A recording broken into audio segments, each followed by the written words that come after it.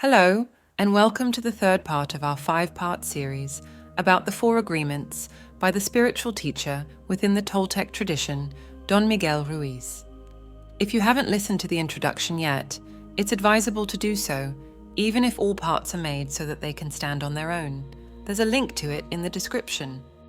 In our normal interactions with the world, we are operating from the perspective that people are acting willfully, with intent, and that when they do or say something that hurts us, it is not only deliberate, but also says something real about us.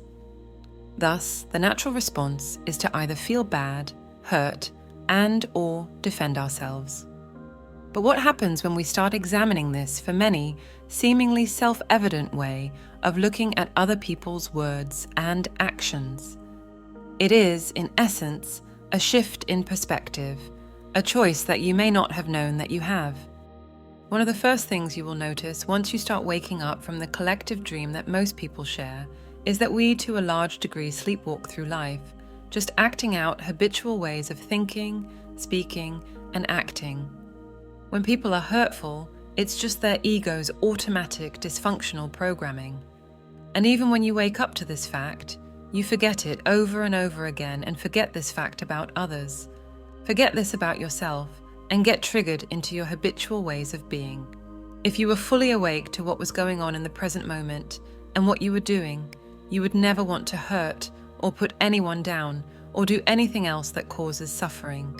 You may need to protect yourself for practical reasons, but you don't have to attach any more meaning beyond that. When you know this, you also know that you have a choice as to how you respond to the words and actions of others. Can you see the strange mechanism at play here? We think that we have to respond in a certain way to, for example, an insult. And yet, we somehow think that we are making a free choice when we start to argue and defend ourselves. If you pay just a little attention, you will also see that there is a whole interaction between thoughts and emotions going on under the surface, and that this interaction is to a large degree automatic and determined by past events and what you've agreed to in terms of attitudes, beliefs, opinions, etc. As we go through today's video, you are asked to become more conscious of what views, beliefs, and opinions you've agreed to, and what the basis really is for those agreements. You are also asked to question the identity that you've built around these things, and ask if any of it really is you, and if you would lose anything of yourself by letting go of what is not serving you. Now, to understand the second agreement, don't take anything personally. We need to first examine its core concept. It should be clear by now that this agreement is all about how you respond to the actions and words of others. When people say or do things, their behavior is shaped by their personal perceptions, beliefs, and internal realities, and so is yours until you wake up from your waking dream, and during the often long process where you shift between wakefulness and waking sleep, between being the captain of your ship and being on autopilot. People's opinions and actions are not inherently about you. They reflect their own experiences and how they view the world. By not taking things personally, you free yourself from being emotionally impacted by what others think or say. This agreement emphasizes the importance of detaching your self-worth from external judgments. The behavior of others is often a reflection of their own story, not a judgment of you. When someone is angry or frustrated with you, their words and actions may seem directed at you, but they are typically reacting from a place within themselves, colored by their own struggles and perspectives, as well as their current emotional state. In this sense, when you take things personally, you are accepting someone else's reality as your own, which leads to unnecessary suffering. Let's say, for example, that someone criticizes you. If you take this personally, you may internalize their words, allowing them to affect your sense of self. You might begin to question your abilities or feel hurt. However, the agreement reminds us that this criticism is more about the person who is speaking than it is about you. They may be projecting their own fears, insecurities, or unresolved issues.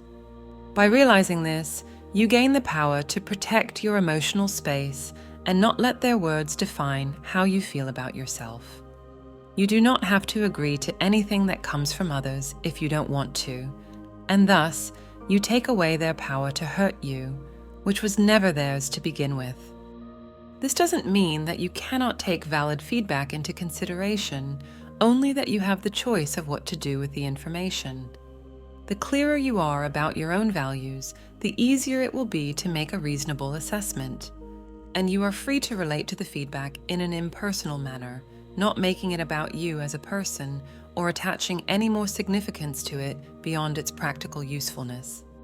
It's important to note that not taking things personally applies to praise as well. Just as negative remarks are shaped by others' perceptions, so are compliments. When someone praises you, they are also reflecting their own ideas of what is good or valuable. If you depend on praise to feel good about yourself, you give others the power to control your happiness. The agreement encourages you to find self-worth from within, rather than relying on external validation. When you stop seeking approval or acceptance outside yourself and detach from how others perceive you, you begin to find a deep sense of inner peace. This allows you to be free from emotional suffering and live authentically.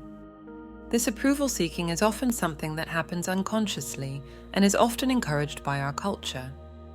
By simply recognizing that this is something that you engage in and being more mindful of your inner life, you will begin to dissolve this habit. Remember that praise, validation, or criticism and disapproval don't have any objective meaning, but are just subjective perceptions based on other people's inner patterns. Just like you, they have their own programming, with their own habitual ways of thinking, acting, and speaking. This programming may be more or less similar to or different than yours. No matter what, it can never give you an accurate representation of reality. It's important to remember that you will get triggered into responding habitually to criticism or praise in the beginning. The programming from our culture and peers runs deep and will get activated as soon as we're not fully conscious when facing a triggering situation. We might be more intelligent than other animals, but when it comes to our learned behavior, unless we make conscious choices about it, we usually operate from a state of monkey see, monkey do. Now just think of how often, for example, the defense or attack response is engaged in by your peers, or how it is seen as normal, or even courageous and praiseworthy in movies, TV series, and the public sphere. Knowing this, let's now look at some of the benefits of this more conscious approach to our interactions with others. One of the practical uses of this agreement is in reducing conflict and misunderstandings. Often, we react defensively when we take something personally, which can escalate situations unnecessarily. If we detach from the belief that someone's actions are aimed at us personally, we can respond more calmly and objectively. This opens up a space for more constructive communication and a clearer understanding of what the other person might actually be going through. What you can also see here is that you move away from the surface level of spoken words, what you think they mean, and how your ego relates to them, to a more genuine way of interacting with others. This helps you to stop assuming responsibility for the feelings or actions of others. By realizing that everyone operates from their own experiences, you can avoid the burden of trying to fix or control other people's emotions. This is not about being indifferent to others, but about recognizing that you are not responsible for their inner world. You can still offer kindness, compassion, and understanding, but without taking on the emotional weight of their responses. When you don't take things personally, you are free to be yourself without the fear of how others might react. This freedom allows you to express your true nature, make decisions based on your values, and pursue your goals without being hindered by the need for approval or the fear of criticism. You can live authentically, knowing that the opinions of others are just reflections of their own thoughts and not a measure of your worth. Living by this agreement requires practice and self-awareness. It involves recognizing when you're starting to take something personally and gently reminding yourself that other people's words and actions are not about you. As already stated, at first it will be challenging, especially in moments of emotional vulnerability.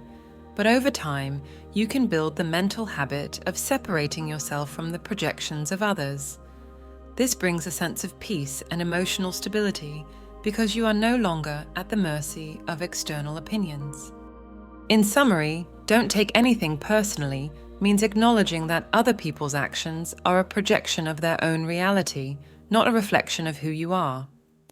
By practicing this agreement, you take back the power over your inner life, protect your emotional well-being, avoid unnecessary conflict, and live more freely and authentically. It helps you to stay grounded in your own sense of self-worth and not be swayed by external forces.